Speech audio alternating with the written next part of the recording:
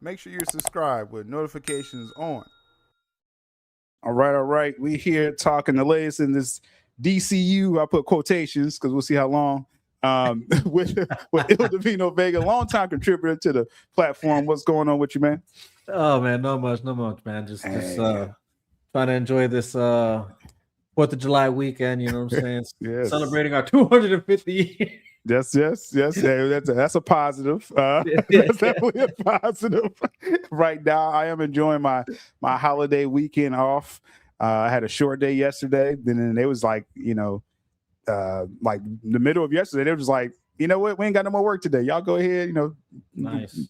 Paid off. Nice. Go take the rest of the day off. You got Friday off. You got Saturday, Sunday. So I was like, okay, let me go on, jump in here. So we here on all the barbecues tomorrow. So today is just just chilling and just preparing the stomach. You know what I'm saying? you Preparing. know what I'm saying? Yeah. I got about 3 spots to hit up tomorrow. I ain't cooking nothing tomorrow, man. I ain't doing no grilling. I'm hitting everybody else up tomorrow. But You're that guy. You're that guy. Huh? Just this year. Just this holiday. But like Memorial Day is like, nah, I wake up first thing in the morning, Memorial Day, I have my coffee, and I'm like, let me go and get this grill going, and I do it like that. But July 4th, no. But speaking of stuff, too hot for that. Speaking of stuff getting cooked, James Gunn's DC. Now, longtime viewers of the channel, I think y'all have seen how we got from last summer to now, just how the narrative is. It's a wrap what Gunn is doing. It's not hitting the general audience, and when you can't turn those dollars, it's going to be some questions from high up. Right. What are we doing here with this brand? So, but last summer, me and Vega, we had probably was our last conversation, I think, right before Superman came out, right when it came out. Right. And I was of the camp of, let's see what it does. It was some crazy numbers going back and forth, like it costs this much to make, or then they was lying saying it was less than it was, and all this stuff. At the end of the day, Superman 2025 did less than Man of Steel, right? That's a film that came out, 12 years at that time before it. And I think you kind of had a approach then, Vega, where it's just like, okay, how are you going to reboot something and it does less, right? Right. I'm assuming like everything you kind of thought was kind of solidified like a year later. Like it's like, why did this reboot happen, right? Yeah. Essentially, that's about right. I would say that's accurate. It's exactly, and almost in a way, probably even worse, if I'm being honest. Like worse than what I expected, if I'm being honest. Because I didn't think it'd be this bad. It is this bad. Yeah. I was telling you before we started recording that like I know the core of my platform and listeners, obviously Snyder fans, and a good amount of them was like, we ain't even giving Gunn a chance, like at all. Right. You know what I'm saying? Like it ain't even wait and see. It's boycott or whatever term y'all want to use with that. And I mean, obviously, I'm fine with all opinions and stuff like that. There was a certain segment of us that was like, let's just see what happens, and then we'll judge accordingly. Hey, what if Gunn hits that Marvel magic, right? And and he makes that money, right? But as I've been reminded from some of my long-term viewers this past Saturday, they reminded me just like they reminded Darkseid. I told you James Gunn would fail. So this is where we're at. Superman, not a Supergirl fallout, but just explaining why the hashtag fire James Gunn to the core is for DC. The brand of DC has been bastardized, basically. That's really been my conclusion and a lot of others. Again, some of y'all was ahead of this. Y'all was like, hey, I already told you. Right? But of us who was like, let's just see what happens, everyone's done now. Everyone's done with this. Yeah. A question to you, to see that version of Superman doesn't hold up, and then Gunn It's coming out again. We'll talk about Supergirl extensively in a second here. Okay. But then he's announcing like it's not even C-list, so like Jimmy Olsen show, a Bane movie without Batman. It's like stuff like that. Got Clayface coming. The Lanterns. I can't wait till Lanterns come out. Now that's gonna be like a roast fest every episode. Like it's because of the brand. I mean, yes, we're Snyder fans. Obviously, that's been the most epic DC. I mean, I grew up with the Burton, Schumacher, Nolan, etc. Snyder. So the brand of DC, Vega. I've never seen it just as such a laughing stock this past year than what we just seen. So first, let me just say, this drink I have here isn't a celebratory drink. This is more than just we're going through it as DC fans. It's at times it's rough. That's that bourbon. It says that bourbon song. This is bourbon. This is bourbon.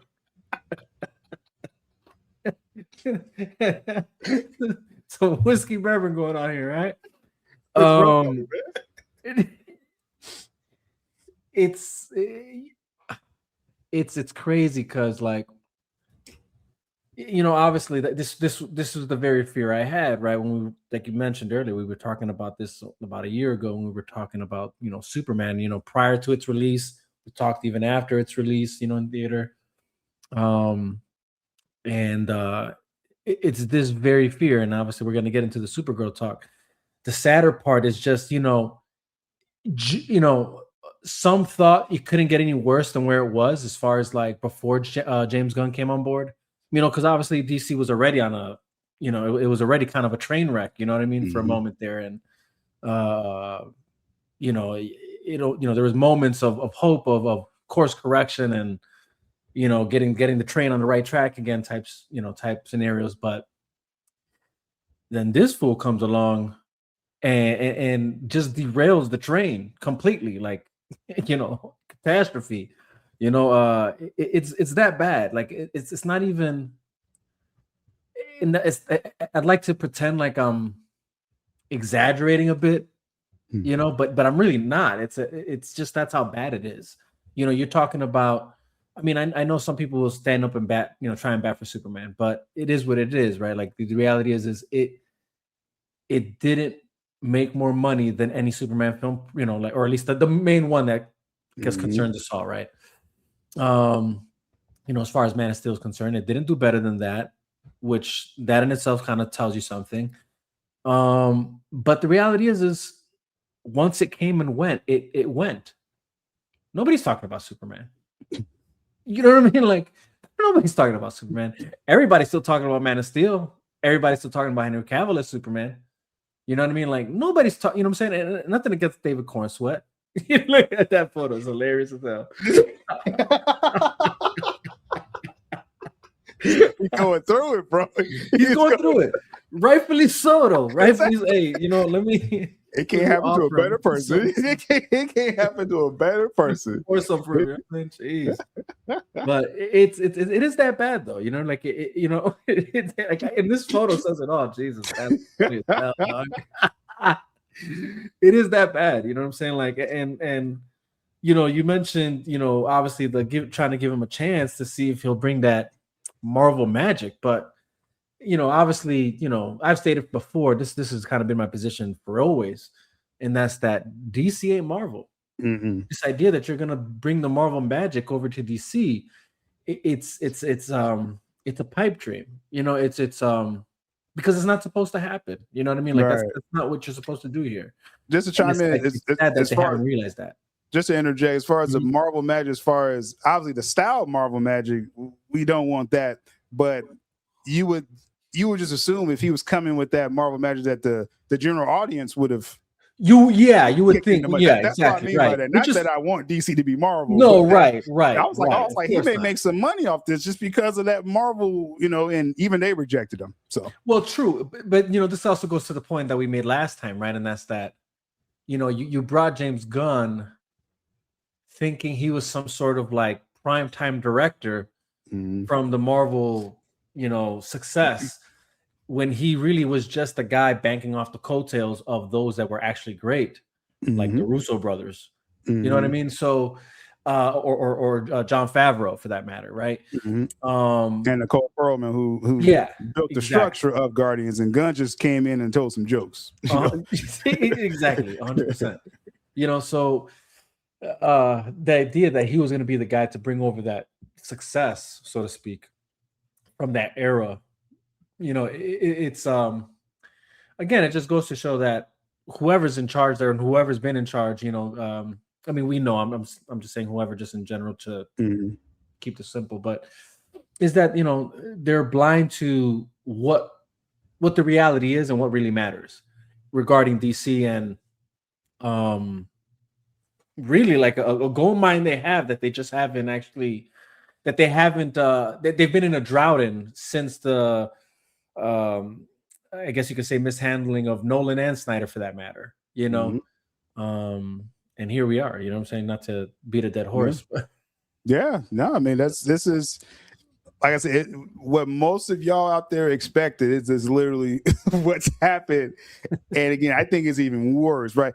And to say again that, just to wrap that point up with Gunn, you know, was he going to bring this magic? Again, a lot of that was from Feige. That was from the height of Marvel, where they were hitting with B-list and C-list characters. Lightning in the bottle. That run will never happen again. It won't. And the sad thing with DC is that, and these DC execs, the long-term execs that's been there through all these regime changes, they really looked over at Marvel with their B and C list, and you got the ultimate A list with Marvel. Wonder Woman became an A list. You know, you already got Batman and Superman, you know, for ages. Wonder Woman became an A list under Snyderverse. She became, because it was arguable at that time, like, oh, she's like a B list, she's high up there. And then with BVS, it was like, no, she may be the greatest. like when she came in there. So it's like, you have this A-list trinity, and you're worried about these C-listers across the aisle. And that's their greatest mistake, mishandling. You had the royal flush this whole time with the trinity, you know, guaranteed money with them. So that's one thing there. And then again, with Gunn, and he's going to bring this magic. He's not this auteur director. I think that's very clear to people. And now this whole writing thing where he's like, oh, only the best scripts will make it. Now that's exposed, where he let one of the worst scripts in DC history hit the screen. Worse than a film that I like, Joker 2. I was defending that film. And I think it's justice that since Gunn tried to leave Joker 2 out to dry a couple of years ago, throwing Todd Phillips under the bus, saying, we're not going to put the DC Studios logo in front of this film, because that ain't our film. That's how Gunn came in, but he was trying to claim Reeves' Batman. And Reeves was like, hey, I draw a line right here. Okay? So it's justice that Supergirl is on a pace worse than Joker 2. Gunn has to wear that, right? And so when we talk about Supergirl, that's how bad it is, y'all. It's this how bad, like, it's already a bad opening, 38 million domestically. I think 62 in globally, 62, like the whole world. Like 62 is normally a number just, in the States you get 62, you're like, oh, we did kind of decent with 62 million. No, this is the whole world. 62 million. This is really bad. But again, behind Joker 2, behind the Flash is doubling Supergirl's pace. That's how bad this is. Okay, the Flash is going to get double as much as the Flash was knocked. That's crazy. It's on pace worse than the Marvel. So Marvel's worst film, DC is doing worse. It's bottom 3. That's what Supergirl's guaranteed, and that's Shazam 2 and Blue Beetle. As far as the worst box office, Supergirl is right there with them. And the cherry on top, if you're happy this is spelling out there, is that it's worse than Morbius. Yes, Morbius. That's just oh my goodness. Supergirl failed to be number 1 in any country its first week of release. Like, it was the newest film out. It didn't beat any holdover film in the world. All the international markets. Brazil usually holds down DC. they was watching Toy Story, and we knew that was going to happen. Toy Story was going to kill this. Yeah. But you can't win one market. This has never happened for DC before Vega, and this is the most complete defeat I've ever seen for a film, for a regime. Like, and a lot of us is happy. It had to happen this way, right? This had to happen. It had to. I had to. R.I.P. R.I.P. It's you know what's crazy is that at least I can sit here and say, as bad as maybe, you know, obviously Blue Beetle was, and Shazam 2 and all these other ones we're mentioning, there was at least like some redeemable qualities about it, right? Mm-hmm. Mm-hmm. Where, you know, and when I say qualities, I mean that plurally. Like, there were some good things in those films, right? Apart from the atrocity that we saw. At least Blue Beetle. I don't know about Shazam 2. I don't know if I can even. That's a discussion for another time. I have to break some things down. but yeah, I agreed. I would probably say Blue Beetle above that for sure. But with this one, and I'm sure we'll get into it, but I'm not even sure there's any redeemable quality. I could probably think of maybe one or two things off the top of my head that I was like, okay, you know, but everything else, the whole time it was rough. So full disclosure, I haven't seen this yet. You haven't seen it yet. That's a shocker. I watched it because I saw you were gonna watch it. I'm like, so I'm like, Sue's gonna watch this. We're gonna talk about this. That's why I watched it. Now I'm like, well, goddamn. Right. So I'm fine with spoilers. I mean, I did read the screenplay, so I kind of saw how choppy it was. But leading up to this film coming out, I was dead set on watching. I watched mostly anything. Mm-hmm. And the last DC film that I was like, I don't know about this, was Shazam 2. When I was like, I ain't going to theaters for this. Right. So with Supergirl, I was like, okay, this got to be better than Superman, right? It has to be better than this. Then you saw the marketing. They started showing clips and like these bad edits and stuff. And I was like, bro, this isn't looking good. Like they're talking me out of watching it. I'm like, you know, I'm gonna see it eventually, but no, I haven't had a chance to see it yet, and I may see it this holiday weekend. Or so just full disclosure out there, I'm just going off of his performance. I really don't know how bad it really, really, really is, but the performance of it, I can document that, and it's that bad. So I just want to let you know that in advance. Okay. No, hey, you know what? Now I'm just gonna kick myself and for thinking my boy's still gonna watch it. We're gonna talk. I didn't want to leave you out there by yourself. I was like, I'll go watch it. But here I am. I wish I would have gotten the memo. like a year ago, like who would have thought? Like I would be the one not to watch it. Right, watch it. Last time it was Superman. It was flipped, and you were telling me go watch it. I'm like, all right, I'll go watch it. Here we are. Oh, how the mighty have fallen. The tables have turned. What is DC doing to us? What is it doing to us? This is just making us crazy out here, man. Like there's nothing. Everything's upside down now because of this Supergirl film, man. Because of James Gunn. I swear, if we would have put like a poly market bet on that, like the over under, we'll still watch it. Right. Like if y'all would have bet on anything out there, it probably would have been I watch it, Vega don't. Right. Then it would have been a bet like both of us watch it. That probably been the least thing bet on. Right. But people would have watched it, but Vega would have. No one would have bet on that. No one. And like both of us not watch. I think people again that no one would have bet on that. That both of us would not watch it. Yeah. But they just didn't know which way it would go. That's crazy. Oh, damn, that's nuts. That's nuts. So you would say like it may be everything because like in Blue Beetle, when he was like redeemable qualities again, Shazam 2, that was Shazam 2? At home, yeah. Okay, I saw Shazam too, and then you don't think there was any like at least some well, my some problem things is that you can overlook and like look, I can't defend how bad the film is, right. but there's sometimes upon like second watch, third watch, like you can find the things like, all right, I like that they tried this. I get what they were going for here. You know If what I I like mean? the first one, see, my problem was Zachary Levi the whole time. So like the first film, which most people agree, they say it was a decent film. And I mean, I could see that. I just don't like him in that role. So it's a protagonist problem with me. That's just like with Captain Marvel. I was like, this is unwatchable because I don't like her Brie Larson in that role. Coincidentally, they're both Captain Marvel, right? Like, did you ever have like a fan casting for that role?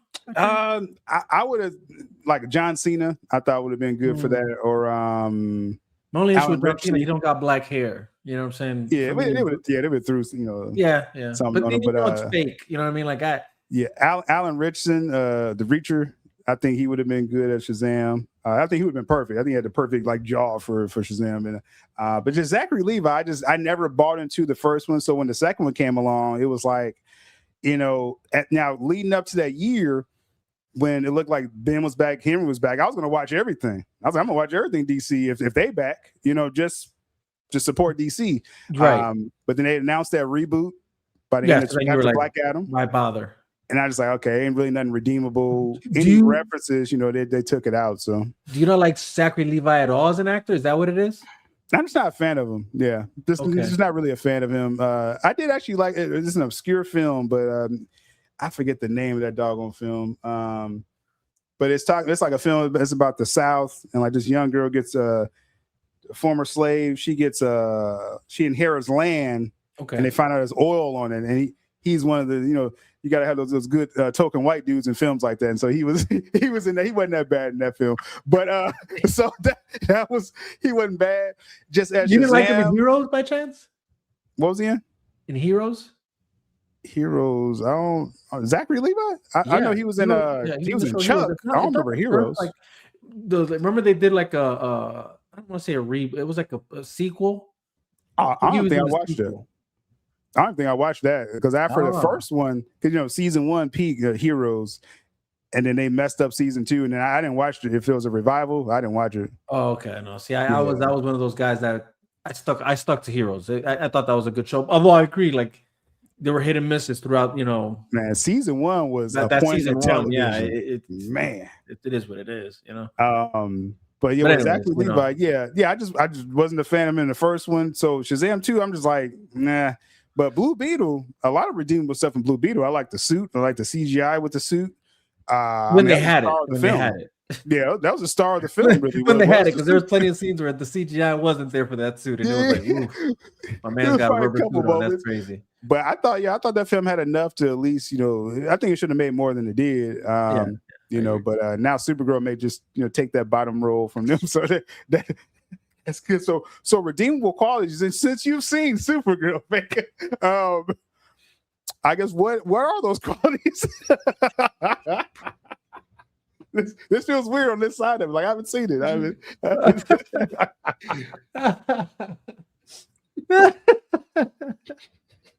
Oh man. Okay. I think there's like really only two things, and one of them I know people are actually it's gonna be a crazy take. But the first one would be, and again, if I think if this would have been a film that wasn't messed with as far as like James Gunn's concerned, I think we could have gone more of what I'm about to like say I thought were redeemable qualities. And that's that, or like I said, not many because it's really only two. Is I like the aesthetic of Argos when they go into her past a bit. And I like what they kind of did there. I like that they were able to execute what Warner Brothers didn't let Zack execute. And that's that they gave the Kryptonians their own language. Which I thought again, like I would have, and Zack mentioned that he originally wanted to do that. with the Kryptonians in his film, but that nobody's gonna understand, but whatever the studio pushback he got at the time. So that there was like a sweet, bittersweet thing there, right? Because I was kind of like, man, like all the bullshit they gave Zach, and then here we are years later, and then you finally do it, but for a crappy film. So again, I just when I say redeemable, it's more like maybe credit where credit is due, you know. So it's like, all right, you guys kind of put some thought into that. As far as that's concerned. Now another bittersweet thing would be I like the moments where you guys went out of your way to create these different species of aliens in space.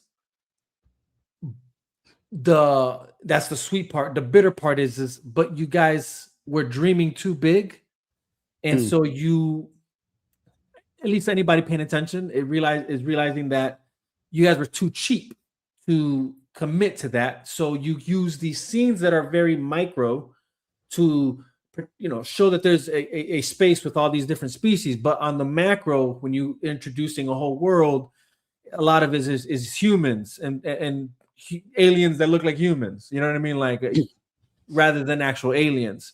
So, but again, it's like there's like effort there almost, right? And it's like, man, like I don't want to not give credit where credit is due, because some of these alien makeups and that really went out of their way to create these different looking species was cool, you know. But again, it's also revealing, right?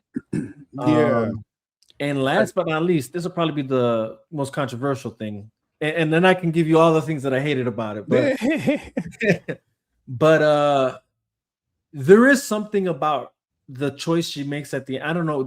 Are you okay with me saying it? Like, yeah, you spoil everything. No, anyone watching this doesn't care you're getting spoiled. Okay. Right. As long as you don't care, they don't care. We're good to go. Yeah. But yeah, whole point is I know there's a lot of backlash about her killing Buddy at the end. I'm actually kind of cool with it because it makes more sense to me. I was actually upset when it looked like she wasn't going to, or she stopped the girl from killing him, right? And in my mind, I'm like, this is the most stupidest thing ever, because 9 times out of 10, when you don't kill the villain, it's because justice is going to take place. So you spare the life because justice is still going to prevail in the courts or in the, you get what I'm saying? Like, that's the idea. That's why you let the villains live. There's still a sense of accountability, where in this scenario it was like, okay, so you're not killing him. Why? You know what I'm saying? Like, where's the justice, or where's the getting even, or you know what I'm saying? Like, it says, oh, you just let him live just to let him live. That just, it seems stupid, you know, to do that. So the fact that then the girl walks away, she tells her to go, and then she kills Buddy, I was actually okay with that. I thought, yeah, that's a solid choice. But again, it just sucks because it's wasted on a whole story that's empty. You know, like a whole story that's empty in a movie that's, it's funny that lacks gravitas because again, it's for me, I can say evidently James Gunn had his fingers all over this film. Oh yeah, for sure. And there's a lot of evidence. Just to comment on the I guess high marks, I guess, or positives, or whatever we're using as a positive word. It's consistent. Like, everyone I've talked to that's seen it, they're like, the Argo City, that stuff, like Afro Krypton and stuff, they're like, that's some of the best stuff in the film. They even say, you know, even Cornstar Superman ain't even that bad when he pops up. And again, that's allegedly, relatively, with that, but it did like I said, the language stuff, which is tied to the whole thing with her family and things like that, and them taking that ending, because in the comic they imprison dude in the Phantom Zone, right?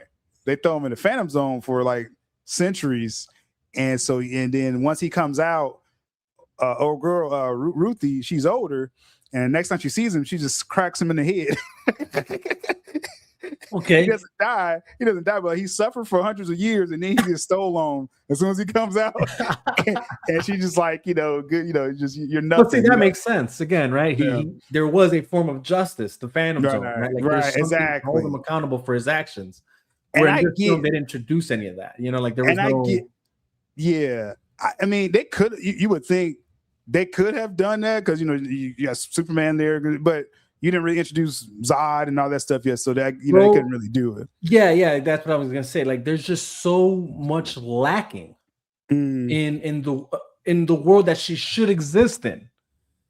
You go out of your way to present this so-called vast universe without the actual like foundation of the Superman lore, which again, that's what Superman failed to do also. As a movie, they introduce all this other stuff around him without like really doing a good job of cementing Superman, right? And the lore that exists around him, because you went in these weird different directions that don't really exist, and they for sure did that with her too in this film, which I can say I didn't like. I don't like. I'm okay with like directors kind of doing their own thing, like their own tweaks, but it has to make sense too. Like it can't just be like just for the sake of doing something different. Whatever. But there's just not enough to even do that or assume that. There's no other than the like the take back scenes, right? The memory scenes, or when you go back in time to see her origin in real time while the movie's going forward. Nothing really solidifies that. They went a whole different route with her story to the one I'm used to.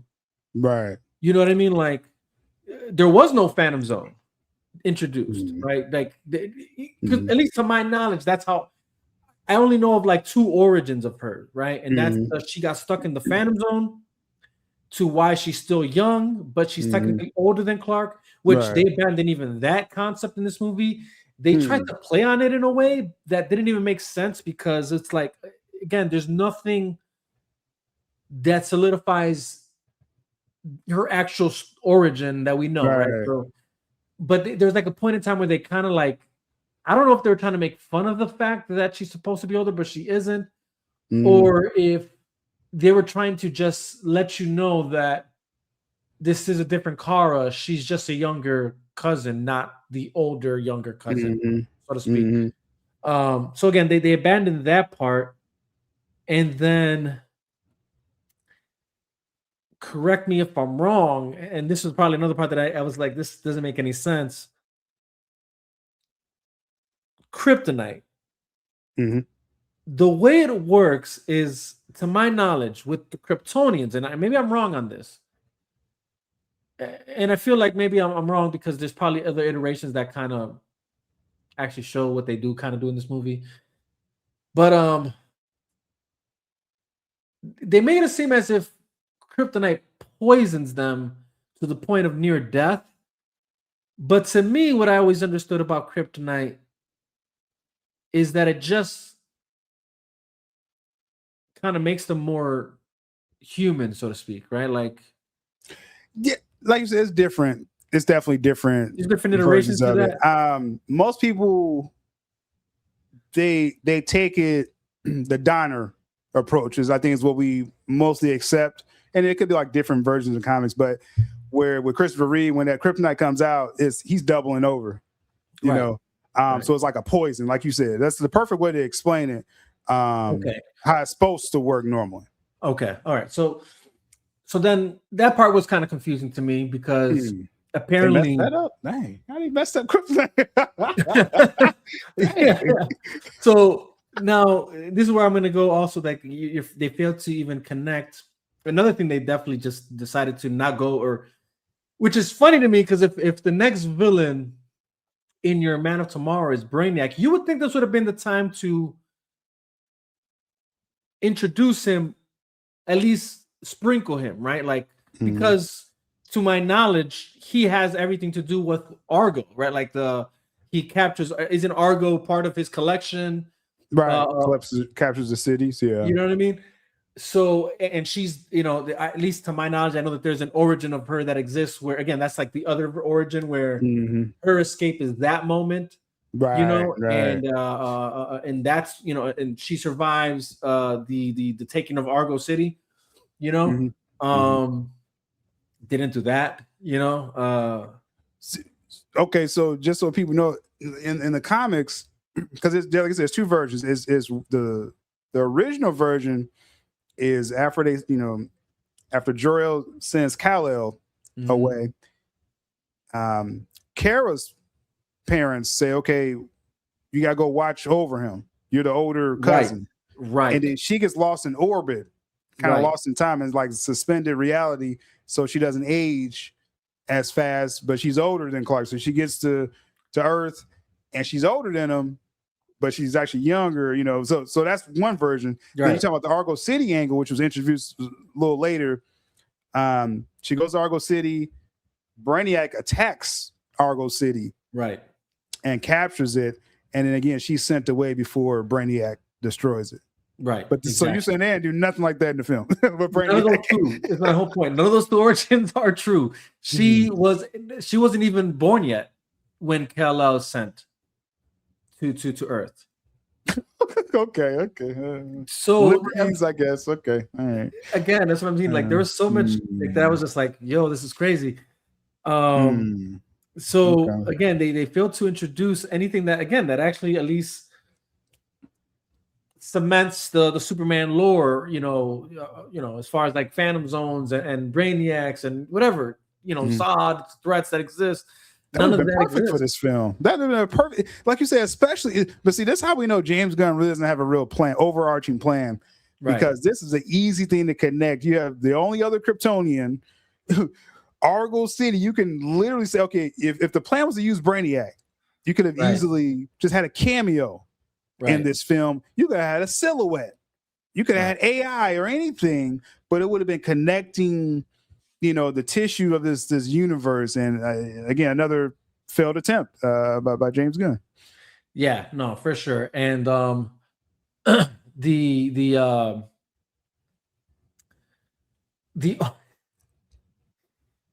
it does suck because obviously throughout the whole time I'm also comparing it to what was right, like what was great about DC and these, what we've gotten, right? So, you are looking at what technology looks like in this film compared to what technology looks like in the films prior.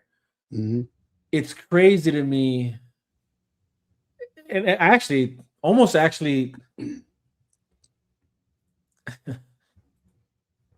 it's kind of crazy that in Superman, Mr. Terrific, his ship somehow appears more futuristic than alien spaceships that Supergirl's riding.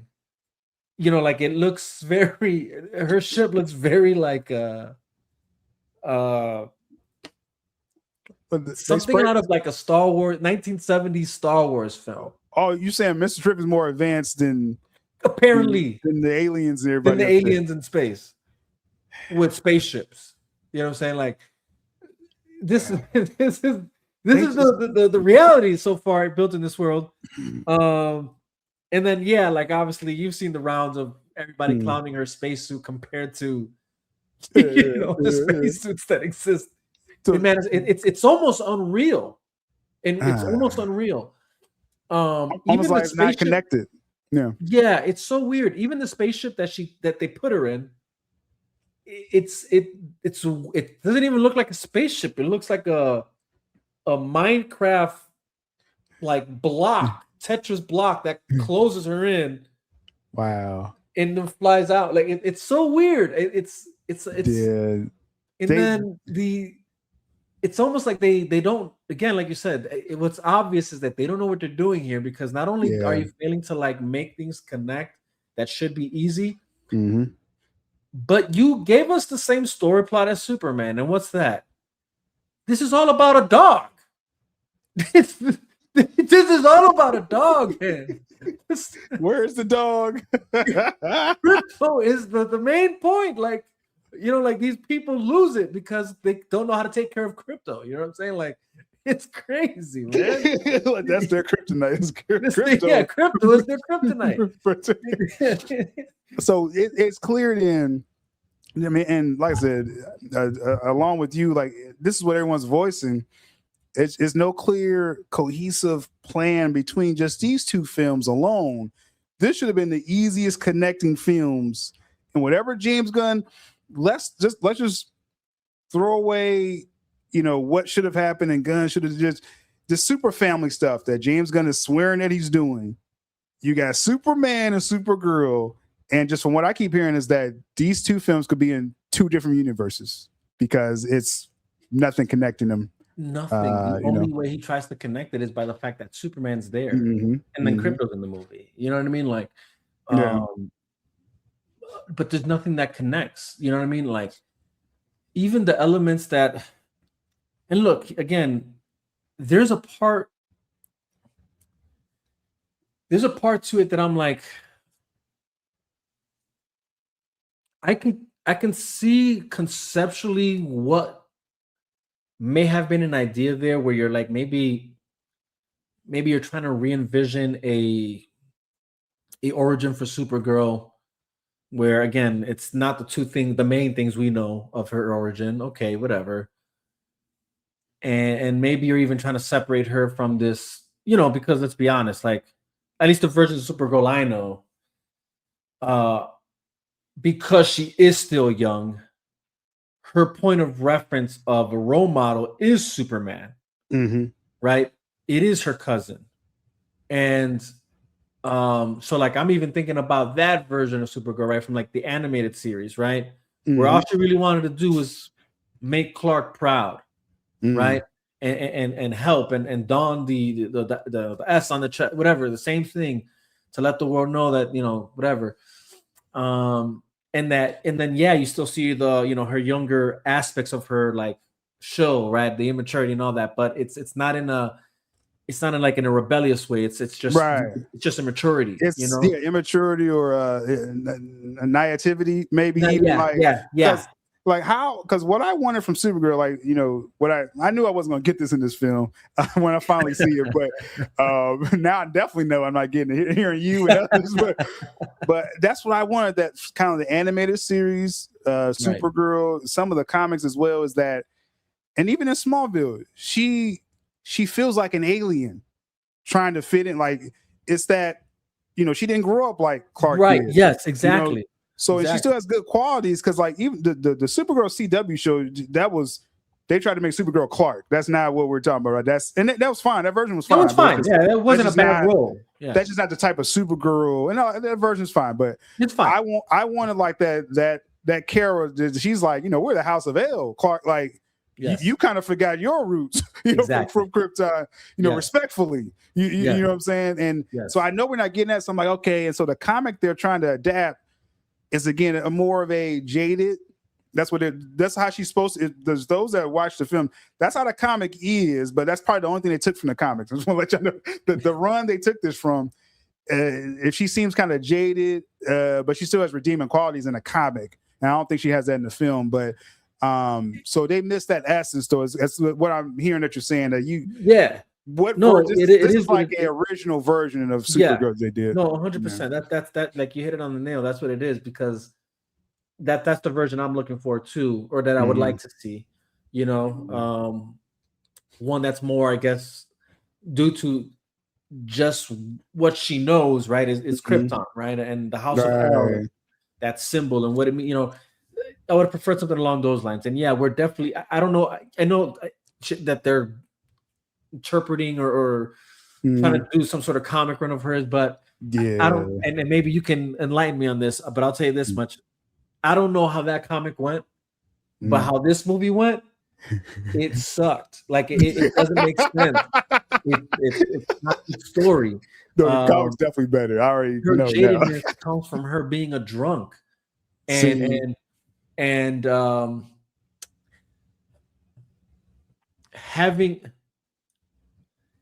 having this look, and that's what I'm saying. Like, the only part of this jadedness that I can see conceptually what the idea was, but you just missed the mark, and that's that she's jaded by the pain of what happened. I'm fine with that. Like, that's not a bad premise for a story plot, or at the very least for a character building part of, journey, so to speak, in a movie or in a story, whatever. the problem is you guys just failed to execute that correctly. It's not like, it's not even clear that that's what it is. And maybe this movie suffers from the same thing Superman does, and that's that what could be taken serious isn't. So it's hard to even, so nothing, not that it's hard, but so nothing actually nothing digs deep. You know what I mean? Like, I'm not moved because everything else is still a joke type scenario. You know what I mean? Like, it did the same thing in that regard, which like that Superman did, where there's just so much comedy that even the moments that could be taken serious or that should be taken serious aren't really taken serious. You know? What's crazy to chime in on the, I hear a lot of people talking about the whole drunken thing. In the comic run they're supposed to be taken from, again, they didn't really adapt the story. They just took little points and they kind of made their own thing out of this film. And, you know, universally they failed at adapting it. But she only gets drunk like one time in the comic, believe it or not. So in the movie, I don't know like how often, if that's like a arc or something. In the comic, she just kind of gets away because, yeah, she does have that trauma. It could be some PTSD, but she just kind of wants to kind of just unwind. That's the reason why she goes to this planet with the red sun. She gets drunk like the beginning of the comic run. Okay. And then she's on code the rest of the so they do that, but they do it times 10. Yeah, see, it's like a montage of her just getting lit. You know what I'm saying? Like in all these different bars and space parts, whatever, till it finally winds down. And the way the film kicks off is just weird. Like it even because you get that montage, then you get the Rudy chick. She shows up at a bar that she's at, and that's how they get introduced. And then Crypto happens, and that's what kicks off this quest. It's not that she has good qualities in her, in the sense of like, yeah, I had my moment of fun, I had to unwind, whatever, but now that you come to me with, you know, and I see that, you know, this girl that needs to be protected, that's not what moves her. It's not that Rudy needs guidance or protection or any of that. What moves her is Crypto getting shot. That's what moves her. And you know what I mean? And then, of course, in this film, you know, it was an afterthought. They throw in Lobo. That's funny. Like, as long as we talk about this film, you even mentioned Lobo because he's probably not in it that much to even talk about. He really isn't. But even the moments he is, there's moments where I'm like, oh, look, okay, I'll give credit where credit is due.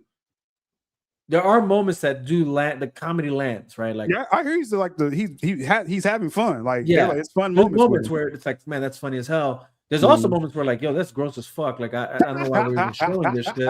I swear to you, dude. That's that weird. I have to put that on Gunn. Gunn has this thing that he does that it's like, I'm gonna do these weird things. I hate that he does this because it's annoying. You know what I'm saying? It takes me out of the film. Why did you need to show us that? What in you gets pleasure off of showing this stuff on the big screen? You know, like it's a weird thing. It's just a weird thing he does. Yeah, but anyways, I digress. Yeah, so with this film, because we're gonna probably, because I know you probably have many examples. Well, the Lobo thing though, okay. What I did want to mention is the problem there too is that it just feels like Jason Momoa in a costume. Yep. Yeah. That's what I was gonna say. That's all I want to say. Yeah. That's the problem with Lobo as well. I think that's what we all expected, right? As soon as we saw the first reveal, we were like, okay. Well, the moment Momoa. I heard that laugh he does, or that like kind of cry, like laugh battle cry thing he does. The moment that was in the film, I was like, this isn't Lobo. I can't take this seriously. Yeah. And then it happens in the movie. You see it in real time in the movie, and it's even more disappointing. I'm like, oh man.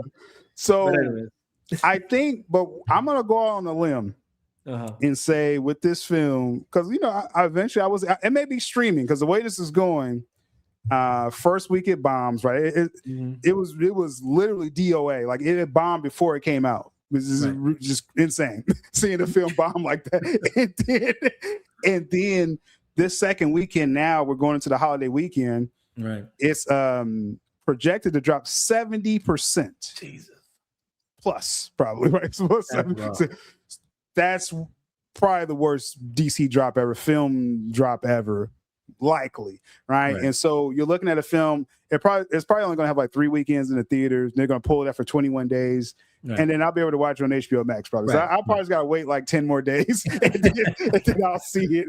For free. Honestly, Till, you don't have to watch it. You don't have to watch it, Till. This is really liberating for me. Now I'm like, hey, I don't have to, I really don't have to, Y'all reviewing it for me. Like, it's more fun picking y'all brains. Like, hey, is that bad? Okay. It's that bad, man. But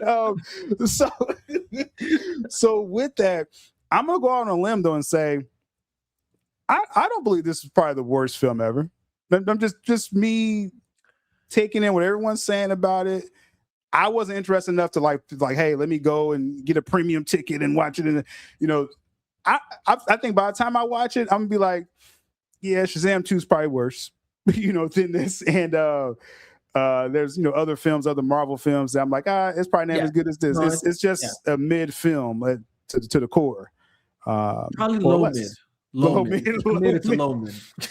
So the reasons, like I said, that you mentioned was more of just execution, quality of the story. There's different conversations out there like, it's a female-led film. That's why people don't like it. It's like, nah, like we held down Wonder Woman. It's like, that wouldn't be it. That ain't it. That's not it at all. You can have a female-led film and just have a great actress, great story, great everything that makes it a good film. The problem is that this isn't it. That isn't that film. This just isn't it. The crazy part is, obviously, I know her from Game of Thrones. She's excellent in that role. This wasn't her role. This wasn't it. I'm convinced it wasn't. Just because of also just how I hear her talking about it. And it showed on the screen is my whole point. There's elements of her story that show on the screen that gives you the same what's the word I'm looking for? Connotations or of what she was like, how she was talking about it throughout the interview, how she was promoting it. So that kind of comes across. I don't want to say like the politics comes across, but I know what you're talking about. Like just her approach. She was how she was selling the film. That's how she played it. That's how she played it. It very, again, it's how do I explain it? Just to kind of break what I'm saying, one aspect I would say goes back to what we were just saying earlier, right? Like this isn't the Supergirl that actually has great qualities about her that make her still a great character and role model and all that stuff. And this definitely isn't the one that looks up to Clark, but I think that was purposely done to feed that. Yeah. She got this edge, and she don't need. She doesn't need a man to whatever. Like she doesn't need to look up to a man, because she's downplaying. Even throughout the movie, she dogs on Clark throughout the movie. You would think we would like that, like, Clark is goofy, like, and in this version, right. So the problem is but that's another part that doesn't connect, right? Because it's like this. There's a lot to be said, but just to stick to her thing is that that part is evident, right? And then if that wasn't also a thing, then there's this. Most women by trait are cleanliness. They have a lot of cleanliness. They're clean. They're even when they're stupid drunk, they're still trying to look good. Where like abandon that, she looks like a college frat house boy, like frat house aesthetic, even with her. And that was purposeful. And that's purposeful. You know what I'm saying? Like we're trying to, because it's got to be edgy. It's got to, and it's like, why though? Like what told you that this has to be the? It was quite.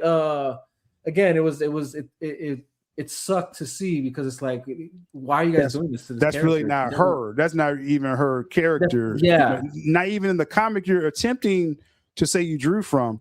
she's not like that in the comics. Again, it just starts off, she's having a drink, and then you don't even know that's her. I mean, you kind of know when you buy the book, but it's like you see some drunk in the bar, and then something pops off, and she like pulls the coat on, and you see the shield. You're like, oh dang, yeah, right. And then she's Supergirl the rest of the story, right. But that what they're presenting in this film, and hopefully these studios will learn this, and I think they're starting to learn this now, is that this I don't need a man type thing. Like, your main audience for superhero films is men. Like, we bring in the money over 60% all the time, and for this film as well too. But also too, I think what people are going to have to start understanding, even women don't like these types of depictions of themselves, because according to the numbers, again, Supergirl, she marketed like, oh, we don't need no man. It bombed with women. Women 25 and under rejected this film. Yeah. And this is supposed to have been her audience. I'm telling you. You know what women like? Barbie. They want to feel beautiful. They want to look up. They look up to beauty. That's just normal women. I just say it like that. Yeah. I'm just saying that's just what it is, though. Like, they look up to that, aspiring to be. They don't want to be her. Yeah, whatever they depicted, I think if they gave it a real Kara Zor-El, they probably would want to be her, who has the hair together, and she's again, she's trying to be up and up, and she does have her anger issues, and this kind of get me to my last point in a moment with her. Mm-hmm. But again, women rejected this film. That's why it bombed. So just to understand that point of why this flopped. Just quality issues, everything that Vega's talking about, he's seen it. Some of y'all seen it out there. The end of the day, women rejected this. So they like Gunn and the execs, y'all got to go back to the drawing board and see, like, how did y'all miss this? How did y'all not know to not market it this way? That's amazing in itself. And then final thing with this, before we move on just from this topic, is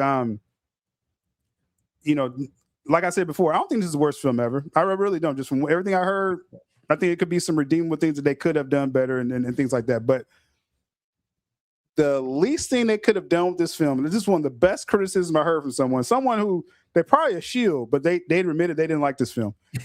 But they was like, if only Gunn could have made this Supergirl film sort of what he just did with Superman. I know Gunn didn't direct Supergirl, but we know he had heavy influence. More on that in a moment. But you said it was like this cosmic, and you had different planets and different aliens. Why wouldn't you surround her with other DC characters? If this is a vast DC world, at least with James Gunn, he's like, okay, I'm gonna throw in Guy Gardner. I know he looks terrible. Hawk Girl looks terrible. Right. It's terrific. That's his suit, but you gave his suit to everyone else. Like, why did you? Right. If you would have just threw like if you're out of space, why won't you throw a lantern up there? You about to do a lantern show? Why wouldn't you run to a lantern out there? Exactly. You see what I'm saying? To say it's a living, again, the movie still could have been trash, but if this is a filled-in, populated DC world, you probably couldn't tell just watching this film. You know that there's other DC characters out there, because at least he did that with Superman. And I'm gonna give my microphone. I'm gonna give that credit to Gunn with I know people hate when I say credit to Gunn, but what I'm saying is that in that first Superman film, he said this is a living, breathing DC world here. Right. He did that. He at least did that. Right. If some were interested from that, it's like, okay, this is a nugget. Now Supergirl's next. Let's see more of this world, even if it's a crappy world. Let's see more characters. And for the fact that they didn't even do that, they didn't even adapt the comic for real. So you're taking off that audience. You ticked off men by marketing it against them. You ticked off women because they don't want to be her. This is why you flop. This is why this is the bottom 3 DC film ever. Right? No, I agree. I agree. And look, I like I said, I'll agree with you on this. It's not that it is the worst film. It's not. Mm-hmm. Like I said, there are moments where I laugh, because the comedy sticks. There's moments that there's action sequence. Like, oh, that's a cool sequence, Not a lot, but a few, And again, there are moments throughout the story that I'm like, okay, that's a cool concept.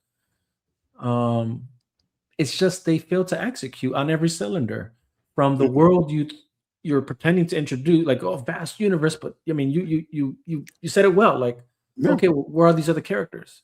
Yeah. If it's such a vast world, you know. Again, It feels her, generic, like how yeah, you describe very it. generic. That's exactly what this felt like. And then especially when you're looking at it against movies that are just prime, you Hmm. know, creme de la creme, so to speak, right? Like Hmm. even the music choice, like it's Yeah. got that gun thing, man. It's so like cringe moments that could be cool, and then you got this stupid song playing in the background. It's just like Guardians of the Galaxy all over Yeah. again, but worse because it's like this isn't the character for that. You know So what I mean? did you see any of the quotes from the director, Craig Gillespie? I He haven't. he keeps saying that these needle drops, he's basically like that was James Gunn's idea. Like he outed him. I knew it. he's I just knew like it. he's just like, hey, hey, Gunn, he did give a lot of notes. Like he was like, Gunn was very again, we got a lot more on that in a moment. But he put it out there, like any needle drops. If you felt like it felt like Guardians, like again, I'm just going off of the footage I saw. Like, why does she have a Walkman, and why does she have head? Like, why is it Star Lord? Why is she trying to look like Star Lord? That's not even in the comic either. That's So straight it's James funny Gunn. because you say that. It's funny you ask that because they try to justify it in the film, right? They do try and justify it in the story. Mhm. But again, it doesn't hold any weight because the story in itself isn't a serious story. All right, Like but that's not so, her. Like, even if they're trying to adjust, like this is an original thing. This is Gunn saying, "I want her to be Star Lord." yeah, that's exactly what it. Yeah, exactly because it that or if there was a real way that they actually incorporated that throughout the whole movie as a thing.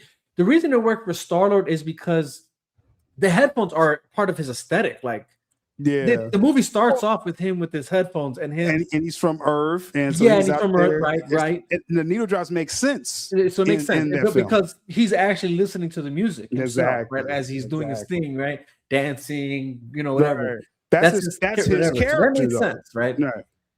It, it's not the same thing in this movie, and Yeah. then they try to make it make sense in the story plot where Yeah. just to kind of give you the short version of that, all it Yeah. really is, this is the justification for it, bro. Just so you know why they exist. She gets to Earth. Obviously, Kryptonians can hear so many things. And she was so overwhelmed that the only way she could block out all the noise in the world to a world she was foreign to. Right. Right. And that's it. And it's just this one moment way later in the movie, prior to like to the moment where you see these headphones in like the beginning of the movie that aren't even really throughout the whole movie. So again, it's actually stupid that they Right. use that as the promo poster, Like. her wearing the stupid coat. Right. Like years later, I can understand. Like she first gets to Earth, like I can't, like we That's saw in another Man of factor. Steel, how he's developing, his vision and hearing, but like 10, 15 years later, whatever, you should still 100%. And do this is the problem. It doesn't connect. Like you're not connecting Yeah. these things well. These things could probably Yeah. work well with the proper story, like you said, even something like that. Yeah, if she's There still were moments 12, throughout that that'll movie work. that I'm like, you guys are idiots. You guys could have done this as an origin film, made this maybe a prequel or something in between Mhm. the Superman time, whatever. But because we know it's already kind of like we're in a linear moment, and we already know that the Superman world we live in is 3 or 4 years old or something like that already. Like as far as like his existence as Superman, that dude. Even as I'm saying this now, I'm actually even confused as to where she falls in line, like when she comes to Earth. And I'm telling you, bro, they did a horrible job, and That sounds bad. and This it's sounds bad. It's bad. And for this sure, like I sounds as said, it bad. felt very much like a Guardians of the Galaxy film a lot. In a lot of moments, especially with the aliens, like the human aliens, so to speak, and the pin, like the needle drops, and then the music Mhm. plays, and it's like That's it. And even because I always said, even from the early trailers, when I still was like, hey, let's give us a chance, guys. I was like, Guardians, that's not a bad comparison, but from those that seen the film, when they say Guardians, they're saying it's really as a poor imitation of Guardians. So you failed even in that. You're like, Yeah, it is a very important Gunn, game. you made Guardians, though. We know Gunn really wasn't the architect, but you made a trilogy of films. You were the director of the 3 films. So you should be the one to bring that flavor, and that failed. Right. So it's like, if you can't nail it, like, what did you really make the Guardians films? Like who made those Guardians films? Maybe that's the exposure. Maybe that's the exposure. Like you said, it was that Nicole chick, right? Yeah, Nicole. Maybe that's the exposing part. Like, this is obvious that what gave you your bread and butter isn't even your own creation. So that when you're trying to imitate it, it sucks because it's really not your own creation. Not even, you should have hit up Nicole Perlman. She probably could have laid out a good structure. He tried to steal her writing credit and everything. It's a crazy story with that. It was so bad on Twitter. I was talking about it a lot 2 years ago. Yeah. And Gunn allegedly sent all his bots after me. I got blocked off Twitter for like a week because I kept bringing up stuff about it. Right. And people was like, "Oh, you're spreading propaganda and stuff like that." It's like, no, like, it's like, you could search. These are articles out there. Yeah. But he tried to suppress it so hard. It's like, wow, that's kind of wild. That is wild. With that. So as we keep talking about again with this Supergirl is, we should have known this was going to fail. A lot of y'all already was on the head of this. It's settled in. We have our suspicions that, James Gunn probably hijacked this in post, right? This bombshell article dropped, Supergirl flop. Whose fault? Now, a lot of y'all, I genuinely was upset for, not because this film bombed. In a way, okay. I'm glad it bombed like a James Gunn DCU film had to bomb like this. Just to restore order, to be quite honest. Like, it had to. Superman skated by, and people couldn't debate how much it cost, whatever. It skated by. I'm not even here to argue about Superman anymore. Right? It's like less than Man of Steel. So they can't fake that, right? So you get to this film, bombing royally had to happen. Okay, this had to happen to one of these films. And so I was like, okay, this is just showing Gunn ain't it. And I'm ready to make fun of the Guzzlers and the Glazers. I was ready to we're about to clown on y'all. Like, because we remember 10 years ago, BVS, before that, Man of Steel, No Mercy. Yeah. And I saw when the Rotten Tomatoes came out, the Glazers, they was like, oh, it's the director's fault. It's the writer's fault. It's everybody but Gunn's fault. Right. And I was disappointed in them for that. I was like, hold on. Okay. Right. You're not real DC fans. If this is your DC film, right, you're supposed to hold it down like we held down Man of Steel, BVS, got the Snyder Cut in the face of, I think, worse criticism, right, than what you get. And our films made money. That's right. And we got it worse somehow. So I was disappointed in them throwing everyone under the bus. Like I said last week, they're saying the writing's bad. We never dissed Chris Terrio. Snyder fans never dissed Chris Terrio. We knew he was cooking with BVS. Like, stop playing with us with that. Right. So if they telling you, again, if you got to fake love this film out there, y'all, like, you got to hold it down a little bit better than y'all did. Y'all throwing everyone under the bus, bro. Like, y'all then Rotten Tomatoes told y'all they hate the film. And y'all like, okay, I guess we hate it, right? Rotten Tomatoes told us. So I was very disappointed.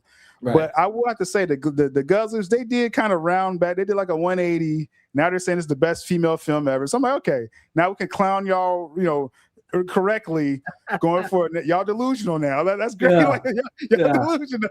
So y'all get a clown like forever now. So okay, good. Everything's good with that. So, but whose fault was this though? Like, why did this film bomb so hard?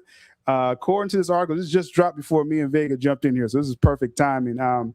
Said behind the Supergirl bomb, competing cuts, creative differences. We knew this for months. It says DC Studios knew the film wasn't working.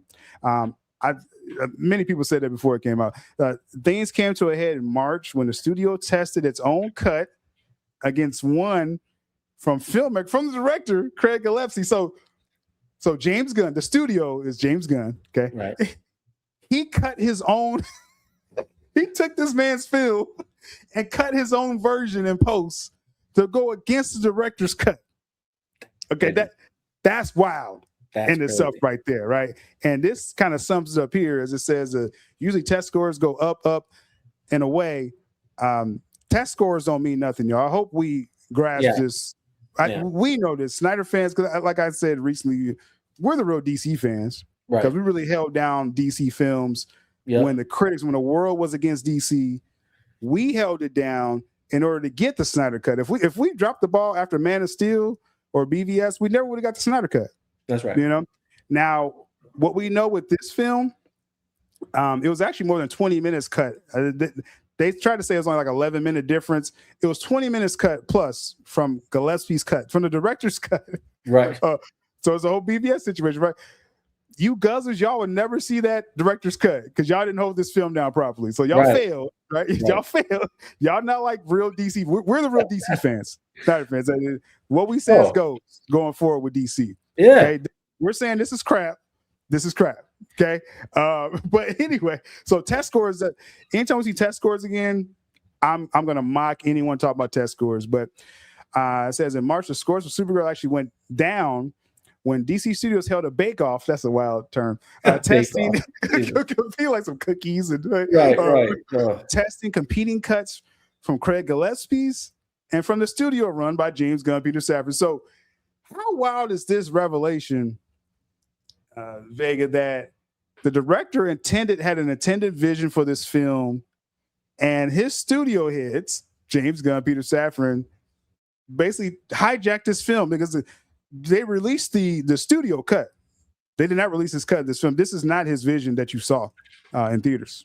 It was evident for sure. Again, as someone who saw the movie, it was just evident. And we obviously called throughout when we were watching the trailers, but it was evident watching the movie. What's sad about this is, and actually not, it's sad, but not really, because y'all wanted this. All you, James Gunn, he's the right one, he's the guy, whatever, Blasi, from the James Gunn fans, the Marvel fans is really what I call them. You're right on the money when you're saying we're the real DC fans, and they're not. And it's because you're right. It's because 9 times out of 10, the people batting up for his movies are just Marvel fans that are just, bandwagoning along. The guys that from day one thought to themselves, oh, the only reason DC sucks is because it's not Marvel, because it needs to be like Marvel, because they didn't do it like Marvel. They were wrong because they didn't do what Marvel did, and that's why. Like, no, shut the hell up. That's not what it was. And that's what we're looking at here, right? So it's those guys, and then like the so-called boomers / gatekeepers who are still somehow infatuated with the times of old of these superheroes that are still stuck in that time, that you can't even call them DC fans, because for a fact that the way they act about how DC was presented back when it was Snyder, you can tell that you're not a recent DC fan. You haven't picked up a DC comic in God knows how long for you to actually sit there and try and tell us that this isn't the Superman from the comics, or that this Batman isn't. You're like, that just tells me you're also not a DC fan. You're a fan of a DC that no longer is. You know what I mean? Like, that's them. And so we were in this weird paradigm, and now we still are. It's just now the tables have turned, where they finally got what they wanted, what they've been crying for. And for some time now, right? Like, Zack Snyder's been out the door for such a long time now. Right. And they had their journey of different different they got the Hamada stuff and all Walter Hamada's but this is special because this is supposed to be their guy right here. And this is their guy, though. This was it. Like, James Gunn, this is gonna be it.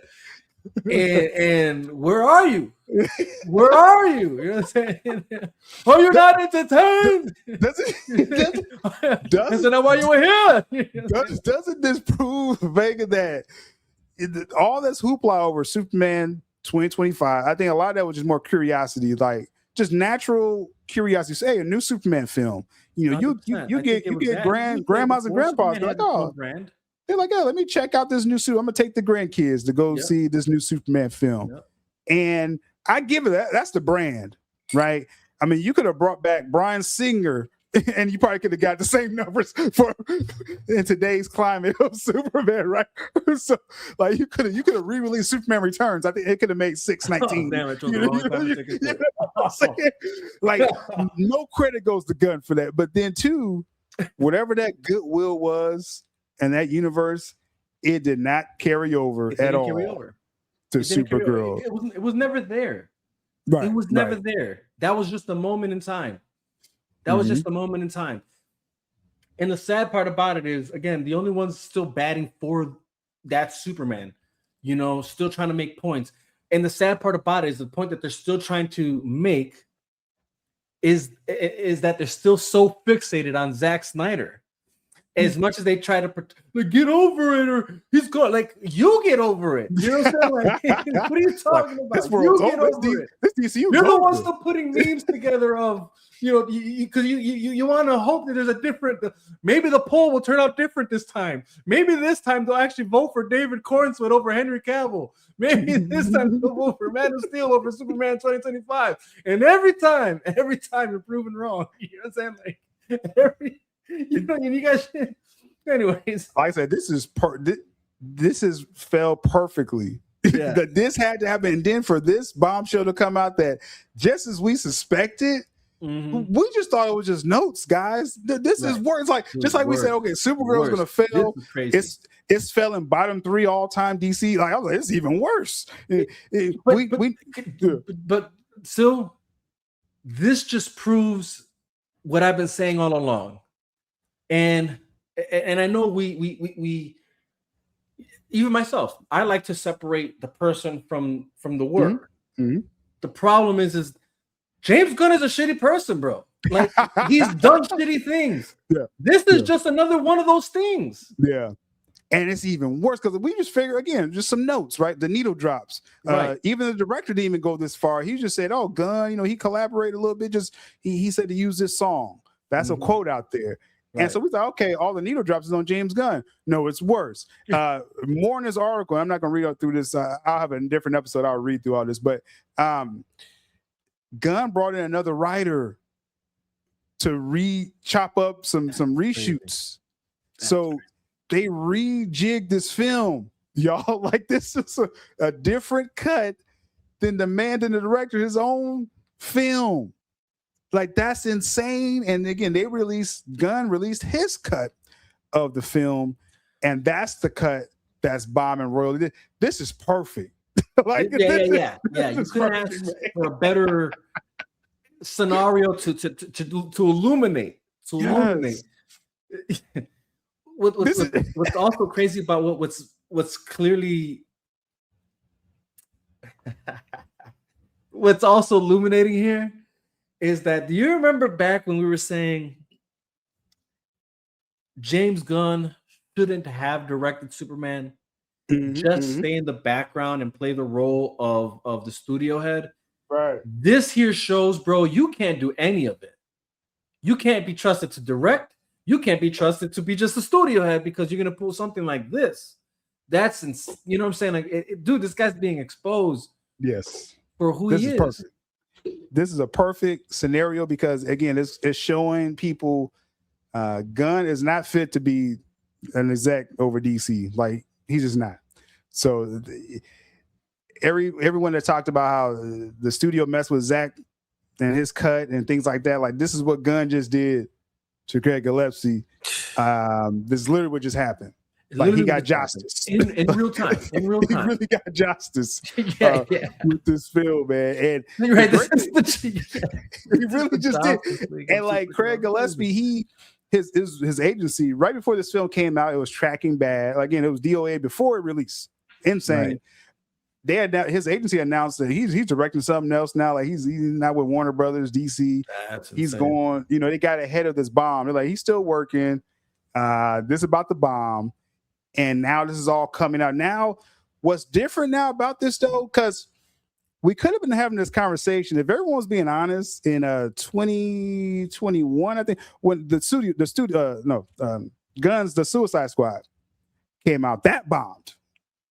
And the excuse was, oh, COVID, right? But we said in real time, and I remember late great Mikey Sutton was there, and we was like, well, if you compare this to other films that's out, this bombed by COVID standards.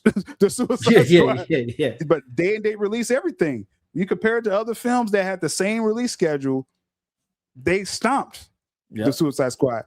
but it was a way to skate by back then. Yeah. Like, oh, COVID. Yeah. Now again, okay, Superman again. I don't give Gunn that credit. That's the brand that made whatever money it made. Now, obviously, if it was Cavill, it would hit $1 billion. We know this. Everyone knows what would have happened with that release. But this is the proof right here that we needed. See the fraud that Gunn is, right? The blood on his hands, as Lex said. He's caught red-handed right here. And now it's a ticking clock. He got less than a calendar year. Next April, Gunn and Safran's contract runs out. The Paramount deal, I'm going to talk more about that on the Saturday show. It's getting closer and closer to closing. Crazy. Now, it may be closer to, it may not be July because International is trying to push back a little bit. They just got to break them off something. As late as September, this is going to close, if not earlier with that. They're coming into the building with this Supergirl situation. And then Lanterns is next month in August. Dude, this is perfect timing. VEGA, like this is what we needed, this perfect storm. 100%. For them to be like, oh, we got to pivot, right? Yeah. You couldn't have asked for, and this sounds kind of crazy to say, right? Like we asked for this. Look, it's not even, nobody really asked for this to happen, but it happened. And it's a good thing for us who are the real DC fans who want DC to finally like get back to that, supremacy and then epicness that it had. When it was like, yo, that's DC. Like there was, I heard this quote the other day or like in an interview, where essentially somebody said something that I said a long time ago, and that's because they were kind of like it was like an old clip, I think even at that, where it was like about Marvel and DC, whatever, and it was essentially that they have their own. I want to say it was either it was Jon Favreau. It was either Jon Favreau, like his recent GQ movie discussions of his films, and if it isn't that, then it was like Christopher Nolan in one of his recent press runs for the Odyssey. But the idea again is this that there was clearly a peak DC and peak Marvel, and it was when they were polar opposites. You know what I mean? Like that's and then they went on to say that's they illuminated on that, and they said that's even true in the comics, right? Like that's what. So like this idea that they need to somehow mirror each other, or like it's imitate. It's like they shine in their own regards. That's Zach's philosophy. He always say, "Hey, Marvel got that corner, this popcorn, slapstick, and Zach was like, they're making a killing doing it. We got to do our style. I'm going to do BVS, right? The counter of that. And DC should have always embraced the darker, like that. That was nothing to like joke about. Like, oh, we're scared of that. Like it's like no, like that's you. That you have a corner on that. Marvel can't do what you do. Right. They can't do a BVS. They're going to try now. Marvel's just trying to get darker now. You know what I'm saying? That's crazy. How it just turns like that. So, like I said, I mean, not that I'm trying to just be this all of a sudden negative person. It's like, no, it is about protecting the brand. I do take that seriously with DC. Like, it could have been anyone in here throwing out crappy films. We had the same smoke for Hamada. He got fired, right? Emmerich went out before him. Before that, this is the whole Sujihara era. Jeff Johns, like anyone can get this smoke, right? So Gunn, someone online was like, "Well, Sil, why you don't like Gunn? Why you keep talking about him?" Because he's in my DC, okay? Yeah, right, like exactly. That's why unfortunately he's the one manning the ship at the moment. He's going to catch it every day until he gets fired. That's it, bro. If he goes back to Marvel, I probably won't even talk about Gunn ever again. Yeah, going back over there, bro. Like goodness, get out of here. Like, I agree. As long as he's still in DC, that's why he's going to be mentioned. The moment he's out, I wish him the best.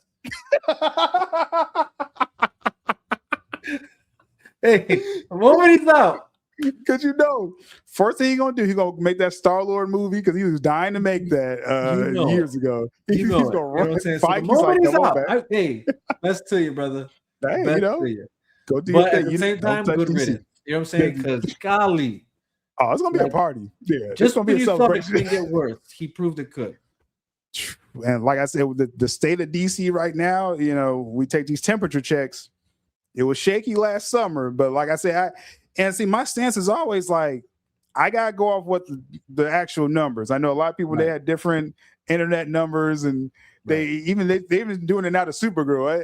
All I gotta say to people is like, the film is dead. Y'all can't. I mean, you keep bearing it, yes, but you don't have to make up any artificial thing about this. Like, it's buried. Just keep shoveling the dirt. Right? You don't got to recreate anything, or it's gonna lose $1 billion. Like, calm down. Like, okay, I get it, bro. Like, we got to let all this steam out, but you don't got to make up anything with this job. The facts is killing this film, okay? Like, that's all I'm saying with that. Right. So going forward, like I said, I'm gonna extensively be covering the Lanterns. I'm more excited for Lanterns now for the wrong reasons. All the wrong reasons.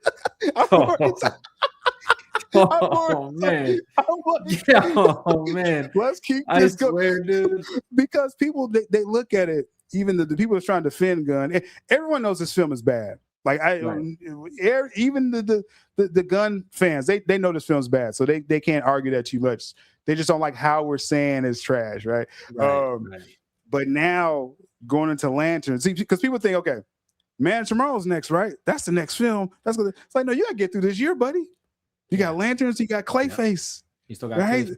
So, and then you got to survive just the media storm until your contract's going to end, and then Man of Tomorrow comes out. So we got a long rodeo before we get to Man of Tomorrow. Okay, up next is Lantern, the Brown Lanterns, as they call it. Bro, like this is great timing for us, for the real DC fans out here, bro. Now, with that being said, there's always a glimmer of hope. It always comes back to Zack Snyder. Yes, I believe this whole time he was going to get a chance to do DC again to finish his story. Everything's lining up for it. And Kevin Smith, he never disappoints, dropping some truth bombs. And I think we should know, those of us that had our ears to the streets a little bit, or just been somewhat active on Twitter for the last 10 years. When Kevin Smith is hinting at something, he knows. He's plugged in, and you can call him a shield and everything all you want. Kevin Smith is, but even he couldn't fake how bad the Supergirl film was. So he has a great review, and that would be another video I touch on that. But he has a point in the video, where he's like, okay, after Supergirl fails, what's next, right? Right. What does this mean going forward?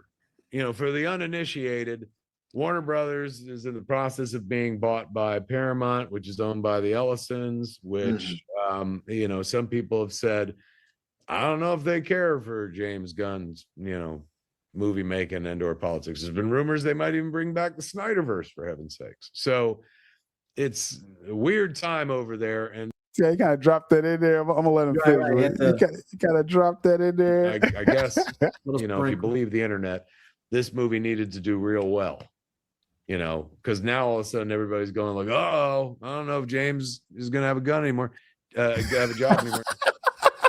He clouded right there, but what's your thoughts? This is a very interesting quote right there. Oh, no, look, like you said, he knows something that he's like, if he's not just saying it to say it, right? When he's saying this is what he's hearing, he's not saying because this is a discussion. I'll put it like this. He's not looking at the discussions we're having when we say it. He's not looking at Twitter like, oh, I'm hearing. I watched, sylabdul, or I watched the chop, and I heard them say that's the word. No. When he's saying this is the word on the, he's talking about the actual rumblings of what's being discussed in the studios, right? Like, that's what he's talking about. And that's the case because people might forget, and not that, like, let me state this. I'm not saying like, hey, this is the guy who knows it all. I'm not saying that either. What I'm saying is even when it came to the Snyder Cut, you have to remember he changed his tune once he actually heard for himself that there was something, in the winds, right? That there's the Snyderverse. Like, remember, he changed his tune in real time. Mm-hmm. You know what I'm saying? Like, and I'm not saying that he was like ever against the Snyderverse or something. I'm just saying that once he heard it for himself that the Snyderverse exists and it actually might come out, he started voicing that. You know what I'm saying? So what I'm saying is what you can bank on is knowing that when he hears something that he feels is legitimate, or not the feels, when it's legitimate for him, for the circles he's in. The circle he's hearing. For the circles he's in. Mm-hmm. You can take that to the bank, is what I'm trying to say. And granted, he's saying it's still a rumor, so it's not like it's set in stone. Mm-hmm. But the fact that now that that solidifies that what we're saying is true, meaning when we're saying they have to be looking at this, they have to be looking at what's happening with Gunn's universe, they have to be looking at the discussions being had online, the Snyderverse somehow still being relevant to this time, Man of Steel still being the most discussed Superman to this time. Like they're seeing these things, they're watching these things, they know these things. When they're looking at, Zack Snyder's Justice League did numbers on Netflix across the world, you know what I'm saying? Like in all these other regions that that was playing for the first time in Netflix and being the #1 movie for that moment, they're seeing these things, and I have to believe that that's the same things we're seeing. That's what they see, and that's why they're having these talks. That's why they're having these talks. And this isn't the first time Kevin Smith has said this, right? Like we also true. We've all saw his quotes from like a couple months ago. Yeah, and he was like, "Hey, I wouldn't discount the Snyderverse coming back." And that's then Mark Bernardine, whatever his name is, he hates the Snyderverse. You see, he just clutching his face. Yeah. Oh my God. But it's like he was trying to push back. Like Mark was trying to push back at Kevin Smith, like Snyderverse, and Kevin Smith said, "I wouldn't discount it." Right. He said, "I would not." That was his exact words. "I would not discount the Snyderverse coming from Paramount." Right. That was his whole argument there. So with him saying this here, I think we put a lot of credence, because people are like, he's just, saying it's a rumor. It means something. When Kevin Smith talks about a rumor, like you said, with the Snyder Cut, and then all of a sudden Kevin Smith was talking about the storyboards. He was the first one talking about that back then, that this was Zach's plans, and, this is a chance to do the cut. And so I put credence on what Kevin Smith says. I don't discount what he says either. And I think it's real smoke there. Where there's smoke, there's fire. There's real smoke behind Paramount, by extension, the Saudis and everything. And then this could be a curveball. I'm just going to kind of just throw an example, but me and you this may be something we manifested, but as we close, I'm just kind of throw this on the table, that because this is actually your idea. I'm acting like I thought of this. I'm stealing this from you, but after you got the Superman, you have the decline after Superman, and this decline is even worse than people are.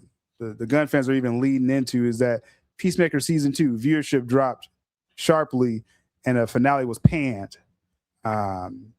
You may never see Peacemaker again after the way that season ended, and just Gunn kind of lost his fastball. That's his stuff, his quirky series. That's Gunn's playhouse right there. D-list characters. Yeah. And when he kind of lost it there, I was like, this is the chink in the armor here. Okay. And Supergirl bombing like this. What if before Paramount comes to the door, James Gunn says, "Hey, Zach, we are friends, right? Like, how about we do this JL2, like, before Paramount comes in here, let me green light you for this real quick," and trying to get himself some goodwill. Like, can that be put on the table, that he try to pull the trigger? Just saying. I don't see why not. Look, for the chat's gonna be going crazy when they hear that idea. Right. It was Vega's idea like a year ago, but I'm just throwing it out there. I got video on it.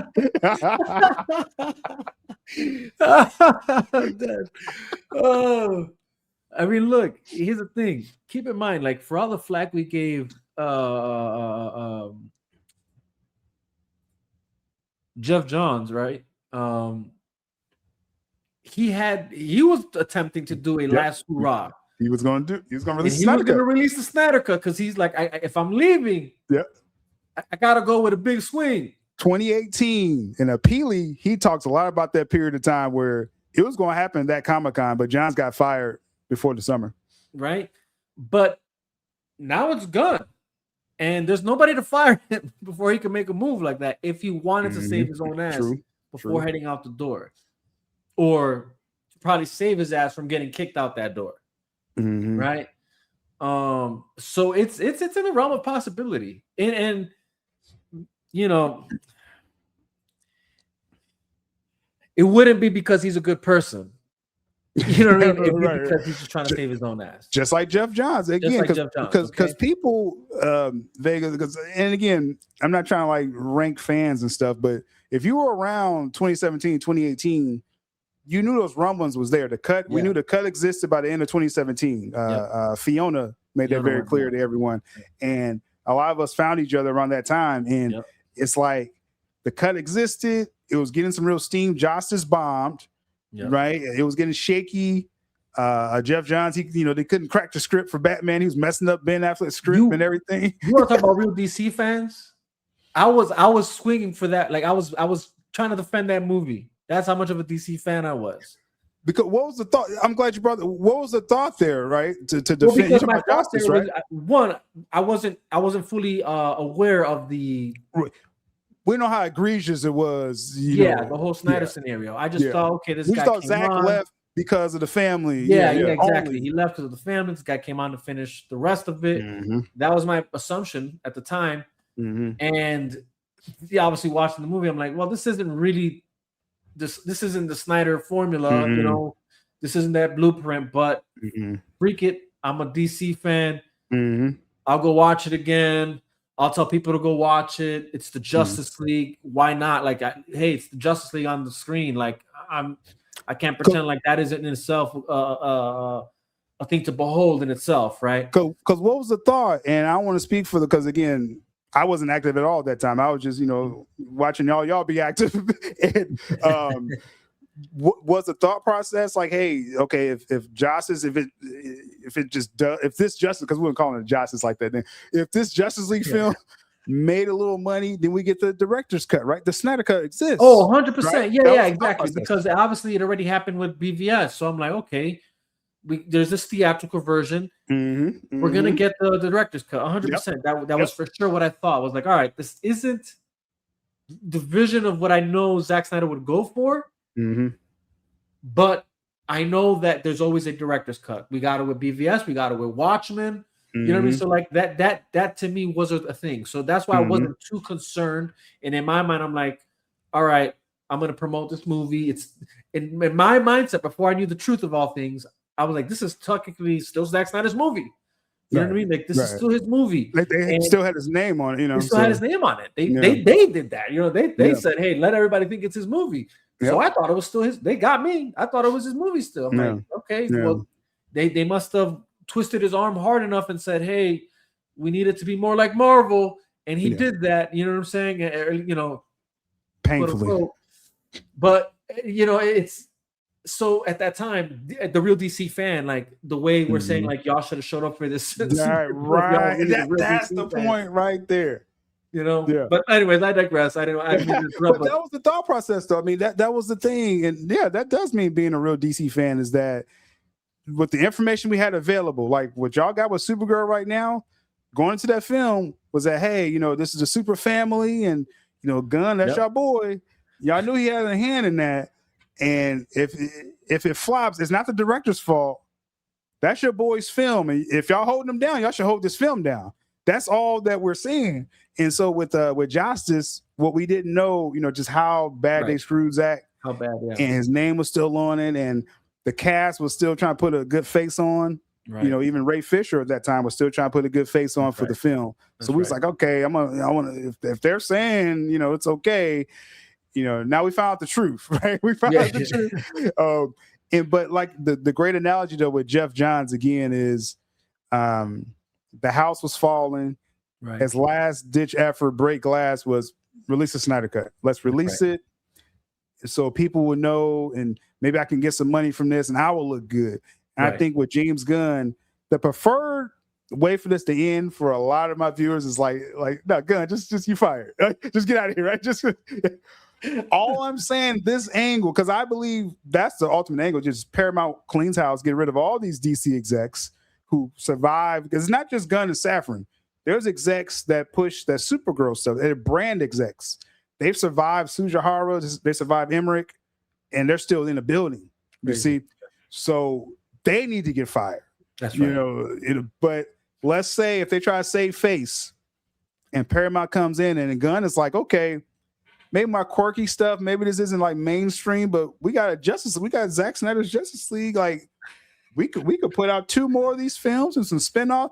I can still do my goofy stuff over here, you know, and everything's covered, right? You know, David Ellison, like that. I could see Gunn in the 11th hour saying that, hey, you know, we can, and that's how DC should be. See, that's the sad thing.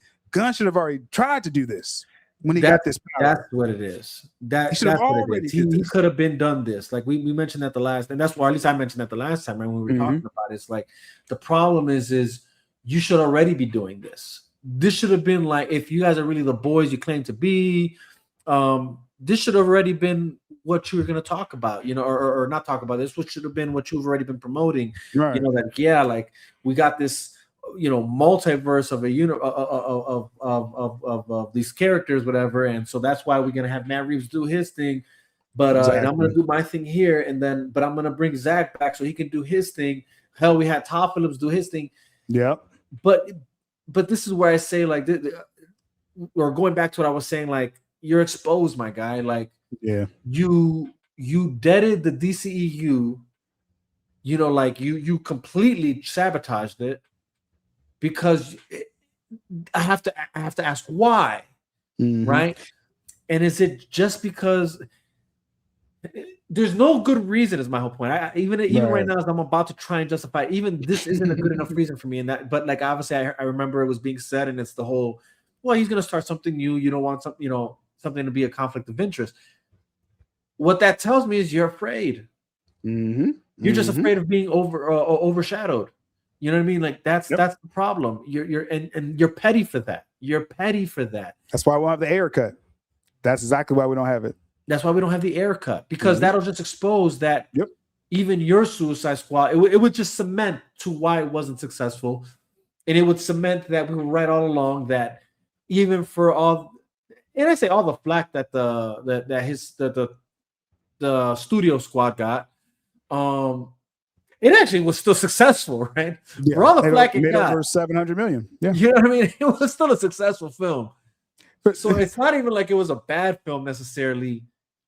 The presupposition when it comes to the air cut is just, we're tired of living in this moment, or not in this moment, with this thing where you guys keep meddling with these directors' films, and then sadly said, you're still living, you're still manifesting that, you know, even under your tutelage, you know, you're still doing the same thing that every DC fan has been complaining about for the longest now, and that's that the studios get involved with the director's visions, and you did the same thing, you know, you there's like a term I'm looking for, but you essentially did the same thing, and here we are. So here's the thing: even if, let's say, he was to try and do that, I don't think it'd be enough to save his ass. And even if he did that, it's like it's too little, too late.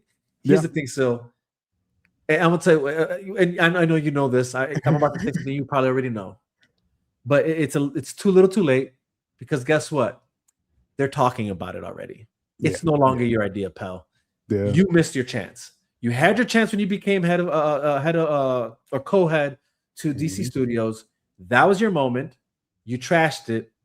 If you were to do it now, and if I'm Ellison walking in the door, and you come, hey, Mr. Ellison, I got this idea. Yeah, I know. Get your stuff and get out. You know what I'm saying? Like, you stepped out in the face. Like, yeah. You know what I'm saying? Like, you're not giving him anything new. You know what I'm saying? It's anyways, that's that. And I would just say that I'm gonna end it on this, that partly I brought that up because Vega again said this like a year ago. He's like, what if Gunn like reverse engineers this and tries to throw a Hail Mary, like, hey, let's just do the Justice League film. I'm hearing the Shields they're ready to actually be like, because it's all about protecting James Gunn for these people, right? There's no honor in this, okay?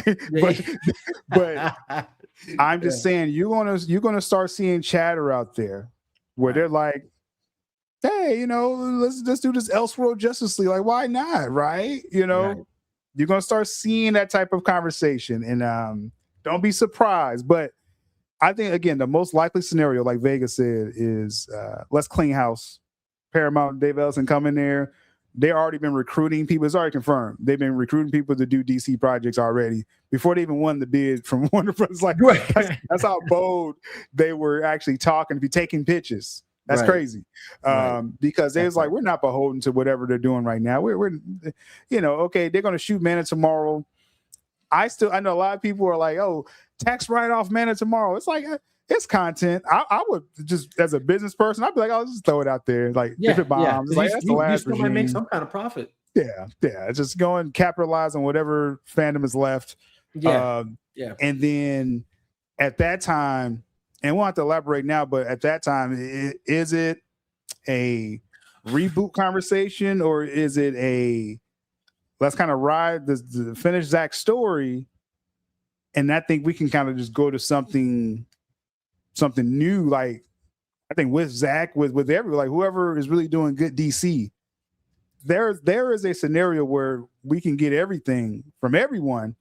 I'm just throwing it out there. I'm just throwing it out. We're not there yet. We're far away from it. We got kids 2 and 3 first, but because a lot of people say, okay, if you do Justice League, then what is it? You scrap Gunn's world and you do this. Like, I would just pause all that. Okay, Gunn, like, wrap that story up in Man of Tomorrow. You're out. Now, should we do a new Superman? We got JO2. We got JO3. We got Matt Reeves. He got his Batman 2, possibly 3. So kind of let things breathe for a couple of years. Let those films space it out like a year between. Then we're at 29, 30. Then decide if you want to reboot everything. You see, you get enough distance away from what Gunn's doing right now. No, that I mean, I agree to a certain degree. I feel like maybe not so. I don't know if you wait that long either. Okay. Again, I think there's a reason why there's already discussions being had. Not even Snyder stuff aside, right? The fact that there's the knowledge of, they're already meeting up with people to talk about the DC projects and the future of DC. You know what I'm saying? Like the fact that that's already a conversation had before they're even in the door. You know what I mean? Like, that tells me they're not trying to wait that long either. And what I would say is I agree. Yeah, you're gonna let Man of Tomorrow probably still go out because it's like, there's a possibility you might make some kind of return. But also in my mind, I'm thinking, let that garbage play so that when we come up with what we're bringing, it's going to be even more appreciated, because we're gonna give either the fans what they've been wanting really this whole time, or two, just something completely opposite of that, not so good of quality of content. You know what I mean? The reality is Matt Reeves' universe exists still, and that's probably the only thing holding DC afloat at the moment. And not because I think it's necessarily the best thing DC's ever put out there, but at the moment, it's the best thing DC has. Live entertainment wise, you know what I mean? It's just the best that it has right now. You know what I mean? And probably more so because of the Penguin series. We're gonna even be honest, and Batman is just Batman. That's just, that character is just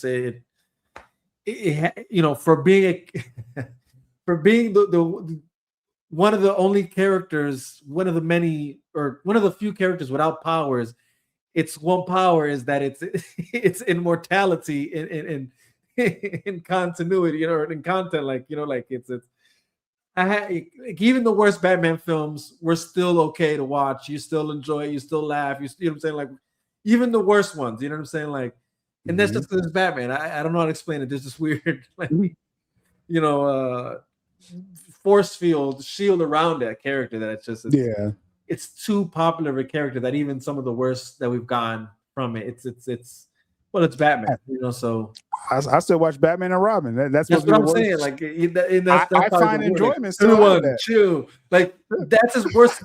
That's, you know what I'm saying. You can't get any worse than that film, and I'm can't still get worse. And yet, you know, it's still a fun movie to watch from time to time. You get a good laugh. You know what I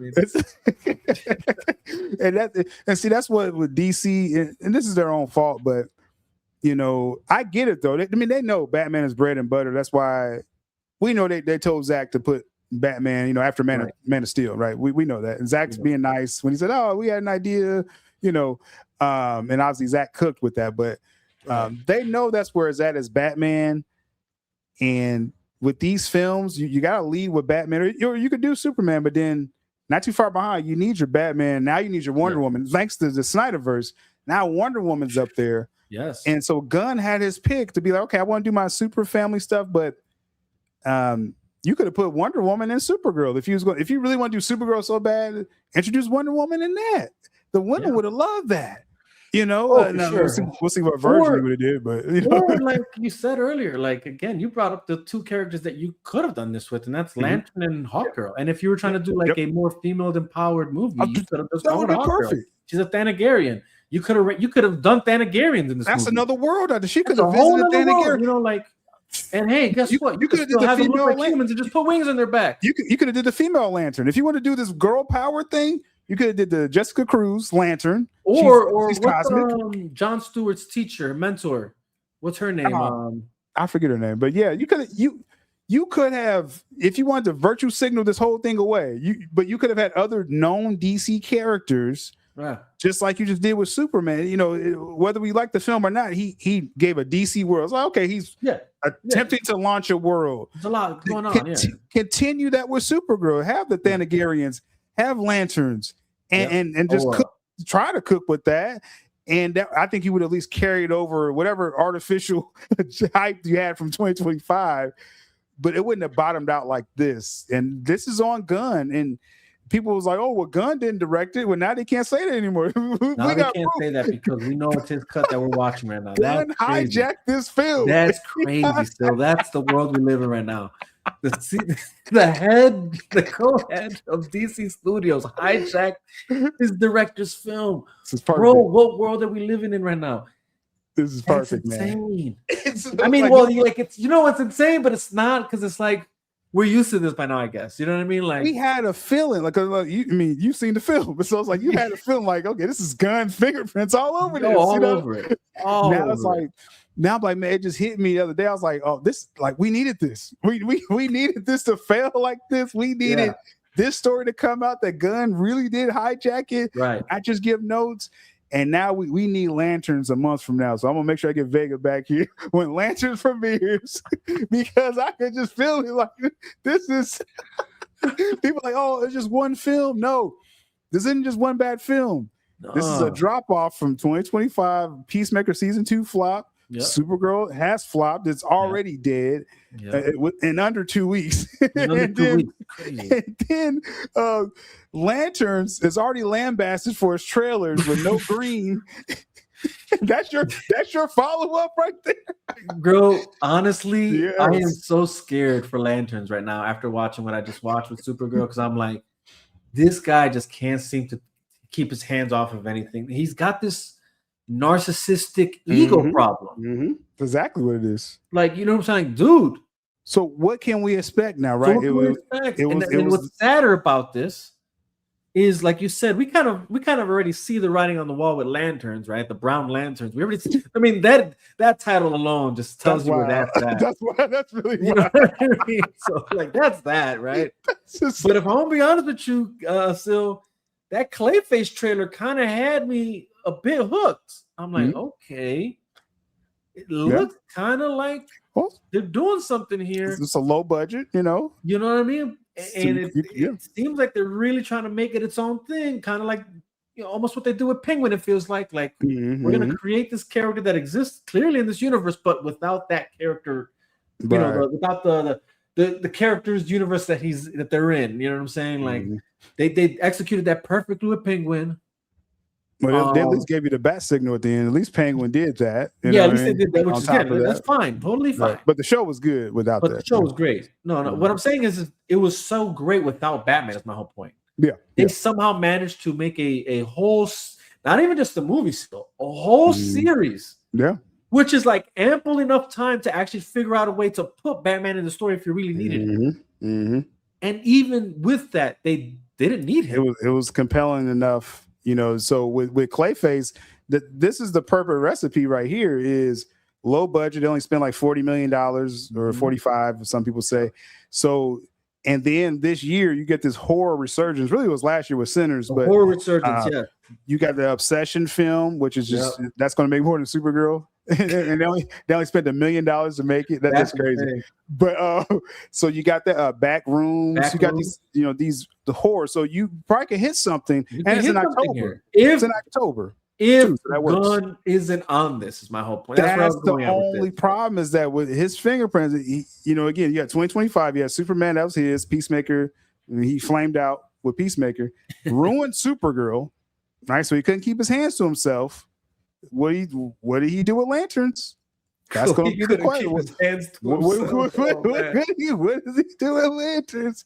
And then, because I don't see. Again, we got to see what happens, but I have no confidence in lanterns. You get the Clayface.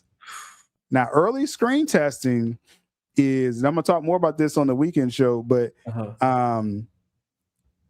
they say, hey, it's a horror film. They said they're not holding anything back as far as horror. It's very R, or whatever. There's a comedic tone at times to it. In the film. I mean, I want to break that to you, but there is that. But the way they put it, they said they were surprised it was, and I don't know if they were annoyed, but they were just saying, I'm just kind of surprised it was like a moment for a joke and. It's there. Well, anything like Joker, right? Like actually, here we are talking about Penguin as a success without Batman. Joker is the first movie. Joker is another example of that, right? You can make movies with these villains apparently that exist without the protagonist. That's technically why they exist. If the story works, and it works. And that first Joker movie was borderline. It was borderline many things, and almost like you could almost go into the line of almost somewhat of a horror in its own way, right? Like this guy becoming essentially a killer. And I'm gonna say that wasn't really Joker. Just that story, right? Right. That's not the kind of flipped the story on his head. I was like, that's not really the Joker story, but it worked, right? And because you use elements of Joker, right? It's in the film. It's not like it's not there. It is, and even certain parts of the character himself are Joker-esque. It's not like it's not Joker in any way, shape, or form. There is Joker in there, but this isn't. That wasn't a Joker movie in the sense of like what you're saying, and so you could do that also with Clayface. Is my whole point, and you actually might be able to swing at this. So if it's like the jokes that maybe even were in that movie, like in the Joker movies, I guess what I'm trying to get at, right? Because there are some moments where I laughed. Probably I shouldn't have, but it's kind of funny the way it was like a dark humor, right? That movie had some dark humor in it, right? So if it's something like that, I don't mind that. I can do that because it's like, all right, like it's okay to have these moments, to get a good laugh, but still like, have me at the edge of my seat because of how scary this feels or how, dark the element is, the tone. If it's like that, okay, I'm not, then all right. But if this is because it's fucking James Gunn putting his fucking forgive my language, but putting his hands jokes into this, if that's what we're getting, then golly, somebody just get him out of there already. Take the gun away from him. My approach, as we round this out, my approach with DC now is I'm going to trust the marketing now. If the marketing isn't grabbing me, I'm be like, hey, I'm gonna vote for the couch. That's And not a bad. No, you're right about that. be Again, like, you know, everything that we first thought about trailer was Supergirl decent turned though. out to be true from the marketing, like from what we saw in the trailers and all that. There was the nothing. first. Yeah, even the first press. Clayface trailer was decent though. I'm gonna give it that. The first trailer was decent. It's just what I'm I hearing from was the more of test a fan of the screenings is second one. decent. Mm-hmm. I was more of a fan of the second one because it felt like it had its own music going. Like that first trailer had the Gunn kind of songs playing. That second one introduced like that element of like, okay, this sounds more like a score, which maybe maybe this director has enough pull to like keep it within that framework. But nope. Will that stop James Gunn? That's the well, he has unlimited power to taking a man's film from him, man. Doing reshoots of rewriting the script and redoing shots without him. It's crazy. That's crazy work. Okay, but that's where it's at, man. James. Put the gun down. That's where we at with DC. So, hey, at the end of the day, we just want what's best for the brand. And right now, it's not James Gunn, and he has to. Even films that he's not directing, now we're seeing he can somehow ruin. So we'll see what happens. Because the Supergirl story is over. Like that's already packed up. Like that's gonna be out of theaters in about 10 days. So it's it's been like 3 weeks is the run. It's on to Lanterns, and we'll make sure we get Vega back for that, man. August is gonna be very interesting. We'll talk Lanterns for sure. All right, till then, we're gonna slide out of here. Gotta protect the brand, and right now I think it's firing James Gunn. It's firing James Gunn. Get him out. Put the gun down. Put the gun down. No, what did he say? James without a gun? I think what he said. He said he might be without a gun. I mean, a job. That's dirty. That's dirty. What's on the Soul Nation? We out here, man. Much love. Make sure you're subscribed with notifications on.